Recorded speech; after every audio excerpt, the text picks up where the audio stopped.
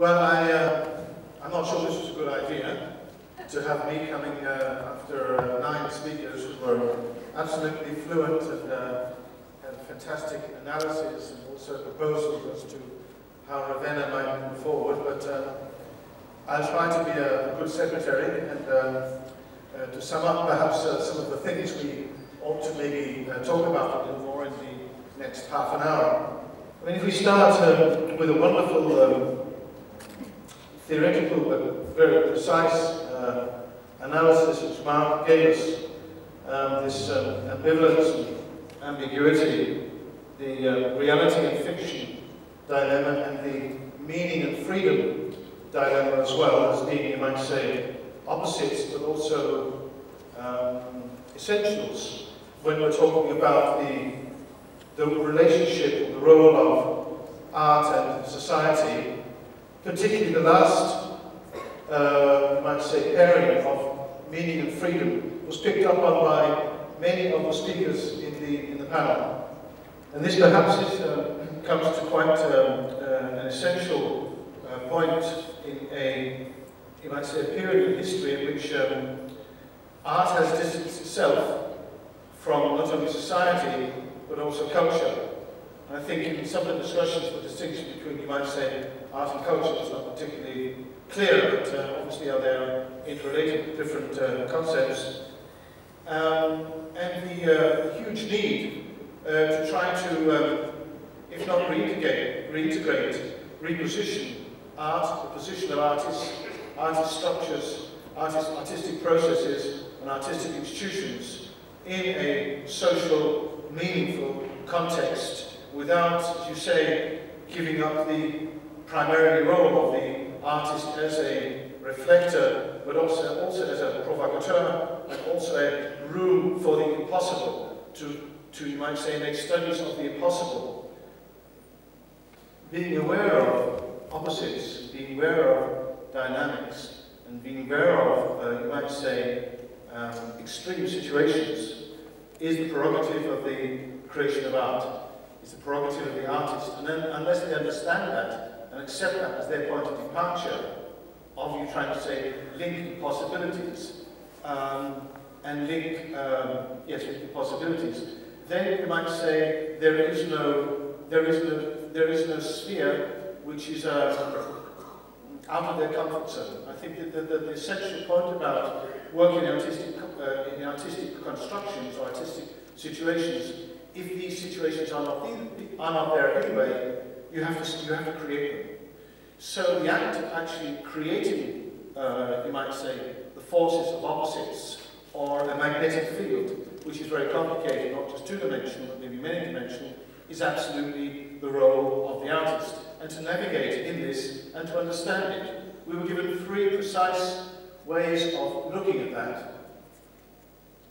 The first is looking at the artistic process. And the artistic process is also a life process, a holistic learning process, and managing in chaotic situations and finding meaning in chaotic situations. And that was clearly represented by one of the last speakers, the lady who worked with children's theatre, in her way of navigating in situations like that, which is very, very important in our, you might say, our understanding as not art as art, but the way of creation, the way of managing creation, and the way of being creative in situations that otherwise would polarize and otherwise would limit us and negate our sense of managing. The second example was the notion of a space, which you might say was how to create from a void, or a void which may exist between extremities, how to populate that, how to encourage and create dialogue in empty spaces. This idea of managing spaces which are either physical spaces or mental spaces or spaces of other kinds, how to actually manage that, in the system. So here we have, you might say, the function of art as a creation of spaces of possibility, spaces of reflection, and also spaces of relief, of release, and so on. And the third methodology was shown by me, or spoken at quite passionately by the film director, who talked about the artist as being an empowerer, giving empowerment to people through tools, through methodologies, through equipment, through understanding how to empower society through artistic methods and artistic tools. So in these we have perhaps assessed at the essence of what might be possible if artists were actually allowed to, did actually dare, or were even invited to recreate these situations, manipulate spaces into spaces which are, you might say, as we said time and time again, between reality and fiction, between now and there, spaces which are part public, part private. In these new kind of hybrid spaces, hybrid situations, there may be a possibility of perhaps not art saving the world, but perhaps art improving the world, or adding on to an understanding, another layer.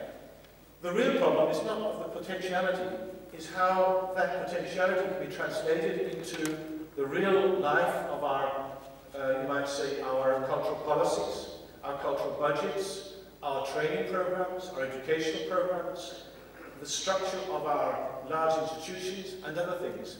And there, the problem is it seems absolutely impossible at the moment, because all the things which are talked about here are exceptions, are dreams, and whatever.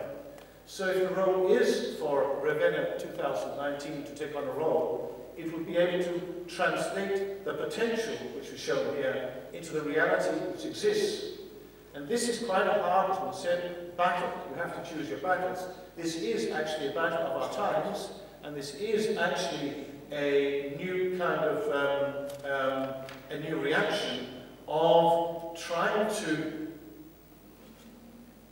reintegrate, and I wouldn't say this, as I said before, reposition art and society. But these are fundamental issues which you might be able to challenge, and you ought to challenge if you think that this is going to be more than perhaps a series of exhibitions or productions or films or whatever. But there is a huge potential here, and I think this issue which you have had on for the day is very valid, not only for Ravenna, of course, but for Europe as such, and the time as such. It is so important when launching a project like this that you are able to, you might say, what is important for our time and what is important for this place. And this, as one of the things, would be absolutely valid and important to keep, I feel. I've produced a program at 48 festivals in my life, so I'm quite old. And that's film festivals, theatre, music, dance, and so on. Thousands of people have all said, well, it was a fantastic performance, it was a fantastic event, it was wonderful. Then there are several hundred who have said, this experience changed my life. And I began to note down which performances they talked about. They all talked about performances which were not ordinary performances on a stage. They were either durational performances, which lasted at least 5 hours, because then you get into another time frame and another frame of mind. There were performances which were, most of them were site-specific. They was a mix of reality, and most of them were results of authentic processes, in which somehow they're related to the time, the place, the situation, the people. And in all of them, there was a sense of that they were having an individual experience, not the same experience, but individual, either moving or sitting or talking or acting. And those, you might say, from being a wonderful, how do we change art from being a wonderful experience of your life to be a life-changing experience? How can it be life-changing? So it's not a role about, this one thing did annoy me quite a lot, this discussion and this reference to art, and I was wondering what do they mean, art? Do they mean a picture in a frame? Art is not in a frame, it's not even in the gallery, it's out on the streets now. It's not even a product, it's a process, or it's an action, or it's a moment, or it's a colour, or it's one sound. Art has disappeared, but it's finding the essential quality of that and putting it in a real live context. So how do we take the essential quality of paintings, of music, of whatever, and put them as the starting point of something which is a real life social process? That's why we can only probably use maximum 10% of our artists, maximum 10% of the artworks, and maximum 10% of our institutions. Because most of them do not either relate to art like that, or want art like that, or understand art like that. So we have to start to redefine what we mean by art as the first point of view.